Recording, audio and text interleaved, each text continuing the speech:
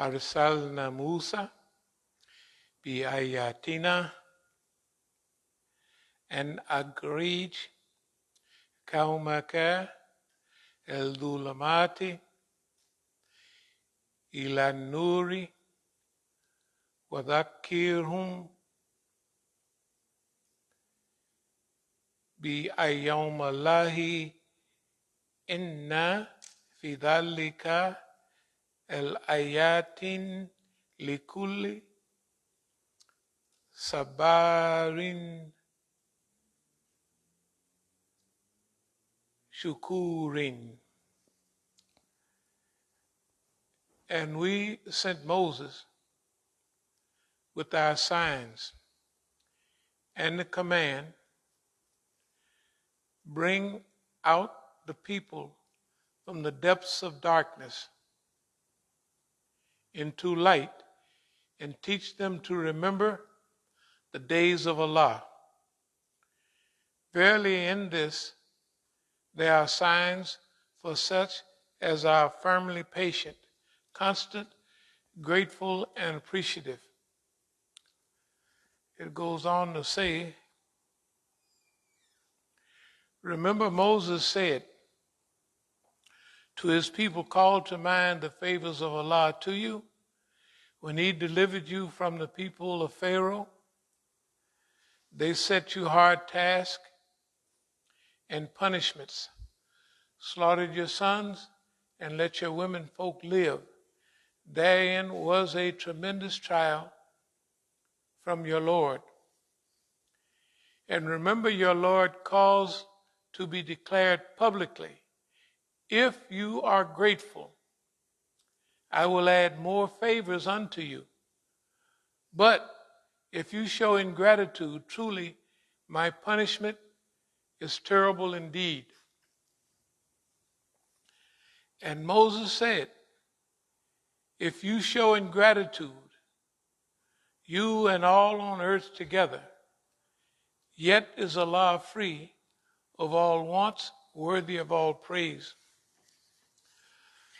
In its original meaning, Ayom Allah means the days of Allah. So it's telling the Yahud, remember those special days in history, crossing the Red Sea, the Passover. You know, these are days that the Yahud especially remember. But this ayat is specific to Yahud, but general for people also.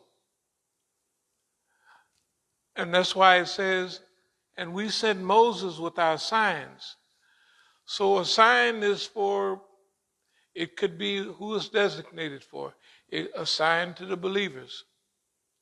A sign for those who have faith. A sign for those who have no faith. Right? It could be, it's a sign. And the sign is designated for certain people. Those who are soft-hearted, those who lean toward Allah, those who are kind to people and what have you. Now, Allah sent Moses with our signs and the command, bring out the people from the depths of darkness into the light. Bring them out of darkness where they can't see into the light where you can see, where everything is at, right? In the darkness, you got to feel around. You don't know where things are. So in the light, there it is. That's a chair, that's a window, that's all that stuff. And remember the days of Allah, Ayom Allah. Those are those special red letter days. And it could be holidays, for the Yahud. It could be the 4th of July for Americans. It's not the days of Allah, but it's holidays. Verily in this there are signs for such as are firmly patient, constant, grateful, and appreciative.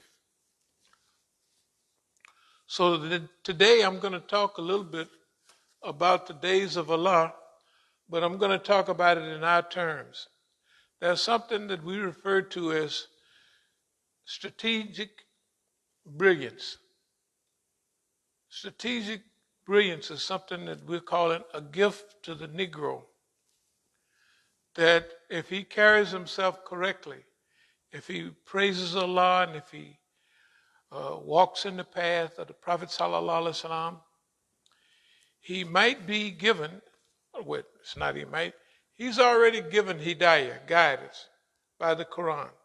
He's given the Sunnah from Prophet Muhammad sallallahu alaihi wasallam, things he said, things he did, the things he allowed to happen in front of him, and he either commented on or he didn't comment on. So if he didn't forbid a thing, then you could imagine it was semi all right to do. Or he would say, don't do that. And then there are things, Quran tells us, travel in the earth and see what was the end of those before you. Travel in the earth that you learn wisdom. Travel in the earth. We always said that we would hope that every child upon high school graduation would have the opportunity to travel in the earth. Traveling is a super education. When I was in America, the day I went to Algeria, I realized that I'm not weighed in pounds anymore, I'm weighed in kilos. That I'm not 6'2" tall, I'm 1 point something other meters. Meters. So I'm not going to go 100 miles, I'm going to be going 62 miles because they're using kilometers, right? So those are different measures, right? And you learn that right away. You begin, those things that you're dealing with all the time, you almost have to learn right away. They're common references.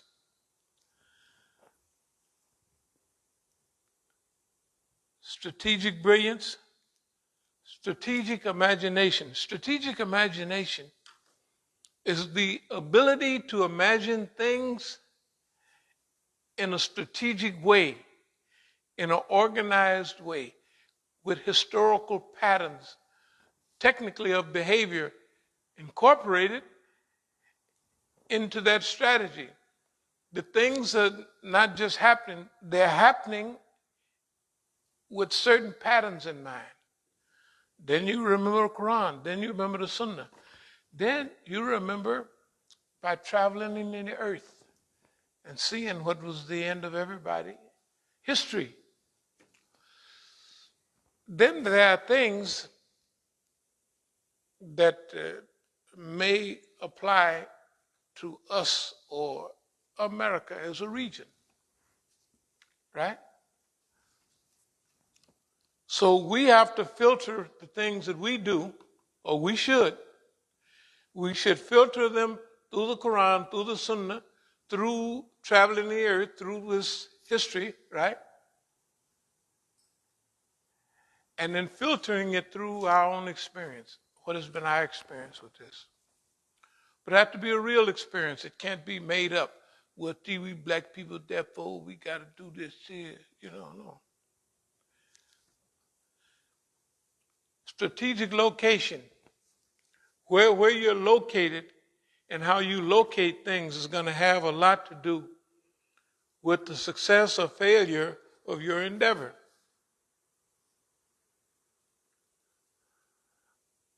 So if you're selling, right, what do they say? What's important about selling? Location, location, location. Right? Is that right, brother? Are you? Location, that's the whole thing. Where you are, if everybody's coming out of the big ball game, whatever it is, and they coming out that thing, if you can get hooked up there, you're all right. If you can get hooked up where they're going in, if you can get hooked up by the doors they're coming out of, where they go eat, right? All of those things. And if you can get all of it hooked up in one, you're in good shape because you got people coming by you all the time and they're going to stop and they're going to check you out. So business is how much rent you're going to pay depends on location. How how your neighbors are depend on your location. You move over here, there's a lot of white folks and everything. You move over here, there's a lot of Negroes. You move right in the middle, there's Mexicans, and Latinos, and Irish, everybody just blended in together. And you have to judge you're going to get certain things by that location. And your location is going to prepare you, right? Tell the truth. It's going to prepare you for certain things. You can count on certain things just on your location. When we came out here to the Southeast, didn't nobody want to come out? I asked the question, where is it in D.C. that don't nobody want to go? As soon as I got here, they said Southeast. I said, that's where we're going. Why? Property is going to be cheaper. You're going to have the ability to expand, right? Because nobody wants to go there, so they're selling out and moving to Gaithersburg or wherever. They don't want to be here. That's not now. That's 30 years ago, right? That's why we got everything for free almost. We're paying for it in taxes, but that's all right. That's all right. Don't worry about it.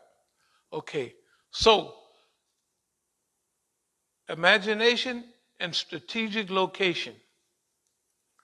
Strategic delay has to do with history and timing.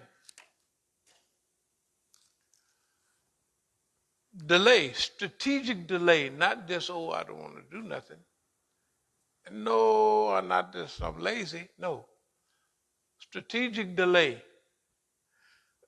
They used to say in one battle strategy, don't attack until the third blowing of the horn. What that means, everybody's all juiced up and ready to go. And the other team blow their horn and you backing up and taking it easy. That means it's not attack time. They're not going to, I ain't ready. They got all juiced up. And they had all of their energy ready to focus on you. I mean, they ready.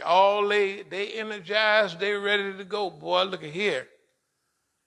If you fight them then, they're going to use all kind of moves. They might just overrun you because they focused. They done built up right? They got all that energy built up. Then you let it dissipate. So, I'm not going to fight right now. I don't feel like it. So it's a letdown, right? It's a letdown.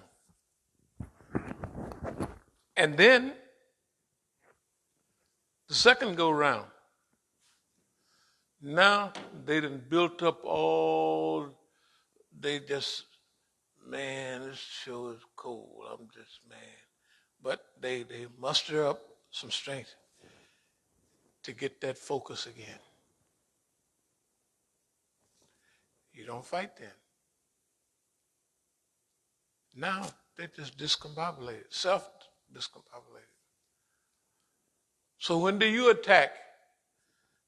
At the third blowing of the horn. Not the first and not even the second. You see what I mean? When you get ready, there are some things that happen automatically. And in battle, all those charges you see, it's a dummy that gets his crew out there and everybody ready, charge, and they be just, I said, man, that's cold-blooded there. They cutting off arms and heads and all kind of stuff. They just souped up. Why would you want to fight somebody then? When he's focused, that means one of the main things about struggle is you set the environment. You want as much available time and energy to set up the battle where you want it, how you want it to go, whether the sun is in their eyes, right? Whether you're on the hill, right? You got the momentum going down. All of those things have to do with battles. So, strategic location and strategic delay.